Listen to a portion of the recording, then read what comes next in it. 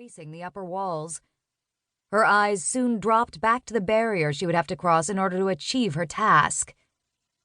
I can't believe I am giving up part of my Sunday to do this. I should be meeting Harrison right now, but no.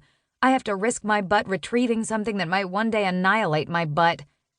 I think it's safe to say my life sucks. Well, except for Harrison.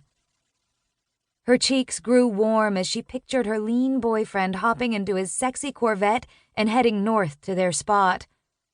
He would drum his long fingers over the steering wheel as he waited at the lights, then run his hand through his blonde hair as he accelerated toward her. She knew him well enough to know he'd be pushing the limits to get to her. She was just as excited to be seeing him somewhere other than school. This was their first private rendezvous since his mother had slammed the door in her face. Gemma had sped down to Anastasia National Park so fast she had arrived 20 minutes early. She hadn't minded, though. The water had been glistening in the sunlight, and a squadron of diving pelican was entertaining her when she had been summoned to cross the line. A black disdain for her parents leaked into her mind like liquid poison. But what choice did she have? Holding the sharp expletives behind her lips, she glanced up at Ruby's whispered words. How are we supposed to do this with all these people around? And what if it's not even in there? We'll just have to be quick. Gemma kept her voice even in an attempt to calm Ruby's frantic jabbering.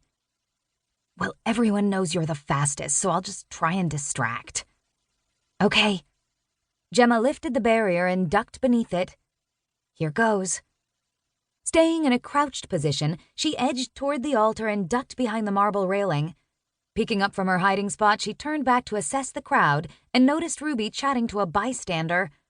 No one seemed aware of her jaunt into forbidden territory. She crept back until she hit the bottom of the gold structure. Seeing the piece up close made her realize just how intricate the carvings were. It was stunning to look at, and even more amazing to touch. Running her hands over the carved edges, she admired the mastery of the work before biting the inside of her cheek and loathing herself. With firm fingers, she followed her father's instructions and ran her hand around the back of the furniture until she felt a small crack. It took a few attempts, but she managed to pry the edge away and catch the piece before it hit the marble floor. She held her breath for a moment. The fear of being caught pulsed through her veins. She listened to the normal hum of milling people and released her breath. She had to trust that Ruby was keeping quizzical glances at bay. With scampering fingers, she felt inside the small compartment for the leather pouch her father had described. After a few minutes of desperate searching, she nearly gave up, until the tops of her fingers brushed something on the way out. Turning her hand over, she felt the material, wrapped her fingers around it, and yanked it free. Hey, stop! Che cosa sta facendo? Gemma's head whipped around. An angry guard was stepping over the railing and walking in her direction. With nimble fingers, she shoved the pouch in her pocket, jumped to her feet, and ran. Chapter 2.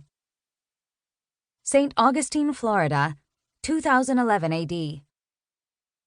Harrison Granger pocketed his keys and grabbed his wallet.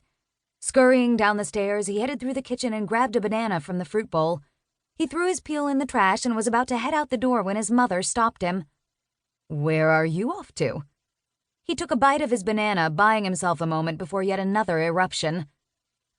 I'm going to see Gemma. His mother grabbed a dishcloth and began furiously wiping the counter.